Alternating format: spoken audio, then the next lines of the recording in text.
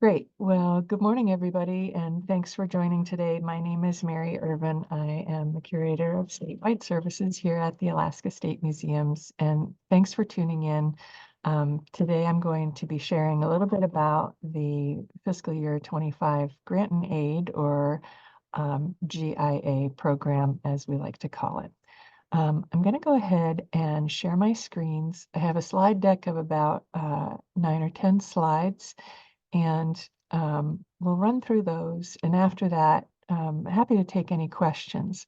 I'm going to turn off the recording when we get to the questions portion so that people can feel free to ask their questions and not be hesitant about asking questions. So without further ado, I'll share my screen and we'll run through these slides. So you're here to learn a little bit about grant and aid. You can learn more on the website at LAM, Libraries, Archives, and Museums, is what that stands for, lam.alaska.gov/GIA. And what GIA is, let's see, slides are not moving. There we go. The grant and aid is established by Alaska Statute 1457-010, also regulations for Administrative Code 58.200, and guidelines that we've developed in-house over the years here at the Alaska State Museum. Grant and aid has been going now for over 50 years, and it's a great program.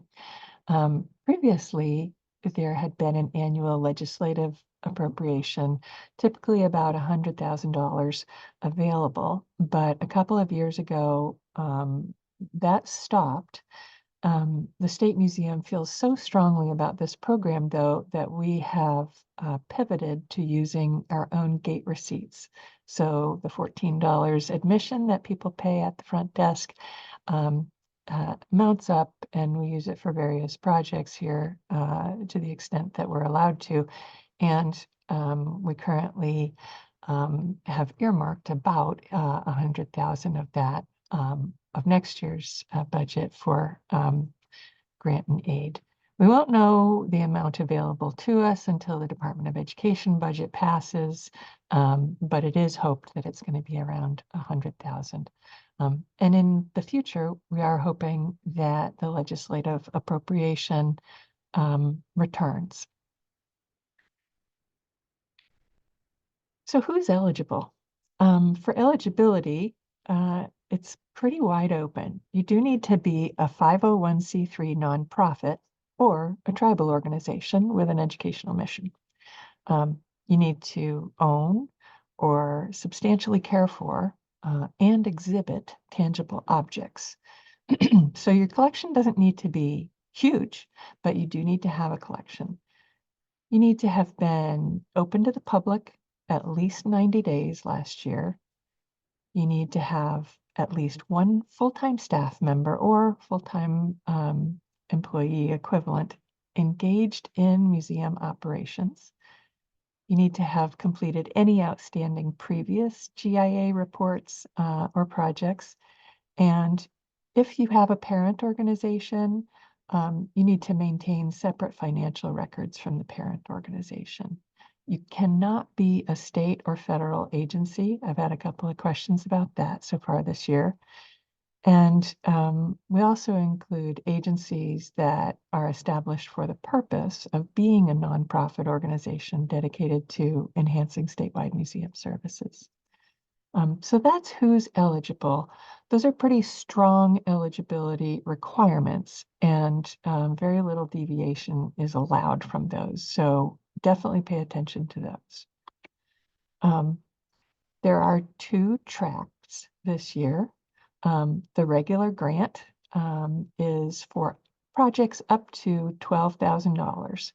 And that's the competitive grant. Anybody can apply for that, and there is a whole procedure established for that. There's also a second tract, which is for mini grants. And these, while they're still competitive, they're a lot easier to apply for and pretty much easier to get because they're for a smaller amount of money. Um, Only museums or nonprofits with a museum mission who have an annual operating budget of less than $100,000 can apply for those mini grants. If your budget is above 100,000, you need to apply for the regular grant. Um, you can apply for one grant per grant cycle, and each of those grants, the regular grant or the mini grant, have separate forms. Specific for this year's GIA cycle, while it doesn't have a separate tract, we wanted to strongly encourage projects supporting consultation by Alaskan museums with Alaska tribes, as required by the new NAGPRA regs that dropped end of last year and the beginning of this year. So we're strongly encouraging projects like that. We're not necessarily saying we're going to prioritize those projects, but we wanted people to really think about consultation with tribes this year and think about submitting projects that have to do with consulting with tribes. So please use the application templates that are available on the GIA webpage. I'll show in the next slide what that looks like on our website. And there is a character count limitation, spaces count. And it's so that the review committee doesn't have to wade through volumes and volumes of paper. So do pay attention to the character count. Usually people find that there's more than enough room to describe their project and apply. The regular grant should definitely be connected to your strategic plan and priorities. Mini grants, if you don't have a strategic plan, that's not great, but it's not going to count against you.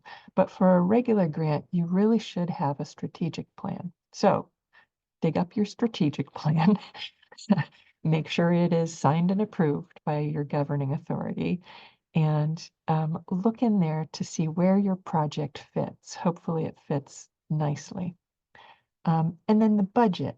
Cost share for these grants, these grant and aid grants, both the regular one and also the mini one, these are not matching grants. You do not have to show match. And so cost sharing is not necessary and not required.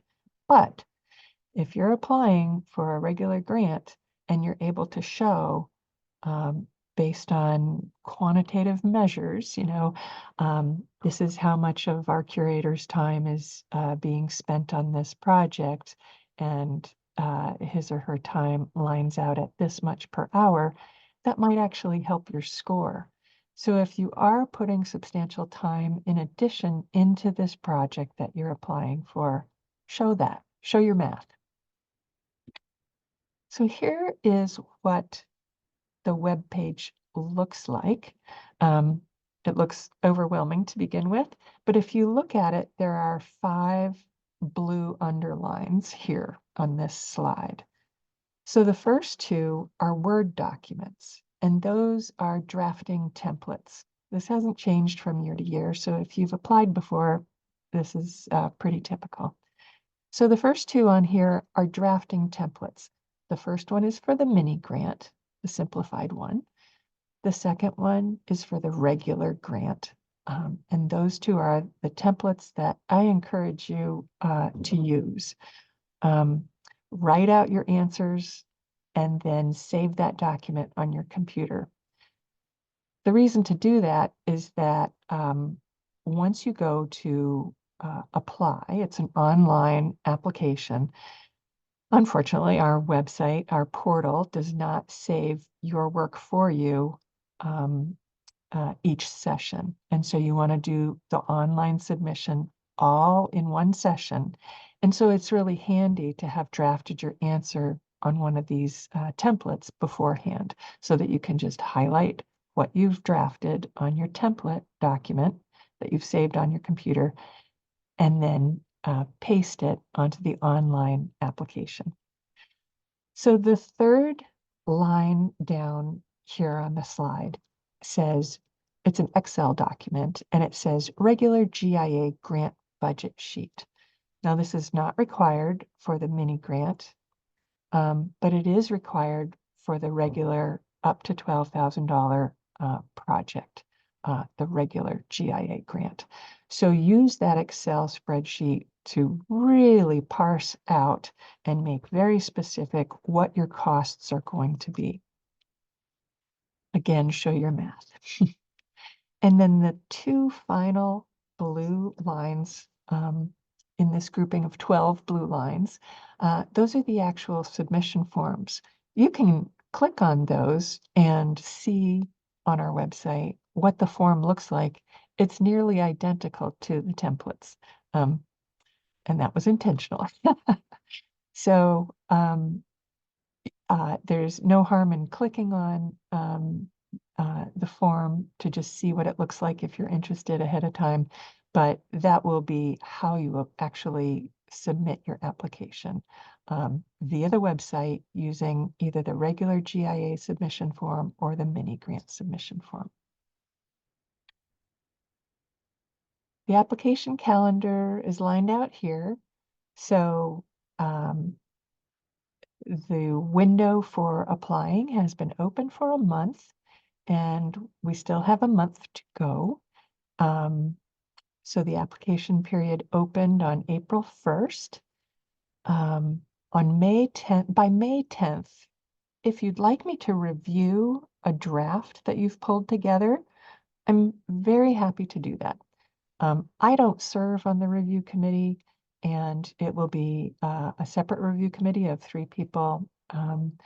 But I don't serve, and so my role is really to help you create and brainstorm the best possible application submission.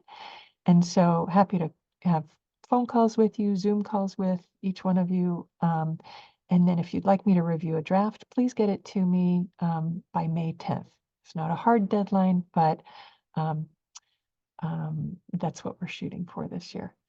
On June 1, please apply for grant and aid.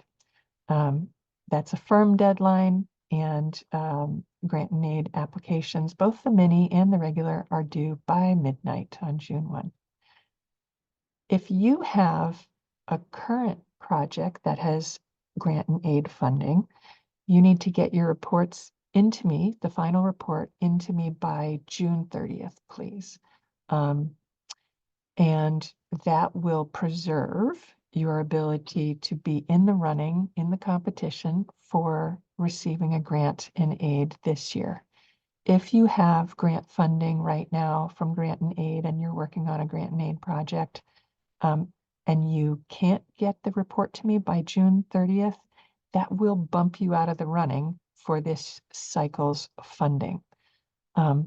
It's not to say that extensions are not possible. Extensions are possible on every grant and aid project. However, it will bump you out of the next cycle. I've listed out here a brand new deadline this year. We used to say that you'd learn about whether you'd been successful in receiving grant and aid funding by July 1. But in the last 2 years, the State Museum has not met that deadline, and I wanted to be realistic about this, especially for your planning purposes. I didn't want you to rely on funding before September 1. So please plan on our announcement coming on or after September 1, and that has to do with the state budget cycle. Sorry about that, but better to be realistic than to have you hamstrung with a project expecting funding and not receiving it. So here's a little bit of advice. Please use the templates. It'll make it easier. Then copy each of your responses onto the online application.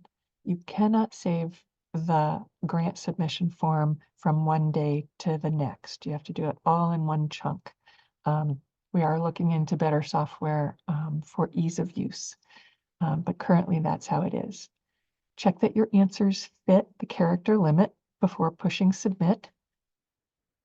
Definitely describe how your proposed project fits with your strategic plan, and that is especially true for the regular grant and aid funding for projects up to $12,000. It's less important for the mini grants, but it's still better to have some kind of tie-in with your strategic plan for both of the tracks. And lastly, this is a flexible funding program with broad latitude. So, having said that, you can't ask for the moon. And there are some restrictions on it. So, for example, if you manage or own a property that's on the historic register, you can't apply for GIA funding for maintenance for that structure. And as we learned the hard way last year, that includes even paint for your structure because that is maintenance for the structure. So when in doubt, please check with me first, and yet do try to think outside the box. More and more, we've seen very creative projects receive funding, and we're not here to put a damper on museum creativity. We're here to support you as you develop amazing, amazing museums with great projects. So here's my contact information. And as I said, I don't serve on the review committee. I coordinate this process, and we'll look for your final report after all things are said and done. But I don't serve on the review committee. And so I feel very open to consulting with you at any time. Please reach out to me. And if you'd like me to review a draft of your draft application, send it to me by email. I've already reviewed 2 this year, and they look great. I'm rather a harsh critic, so please take my comments with a grain of salt. But hopefully that those comments will be acceptable enough to help you reformulate your application in good form.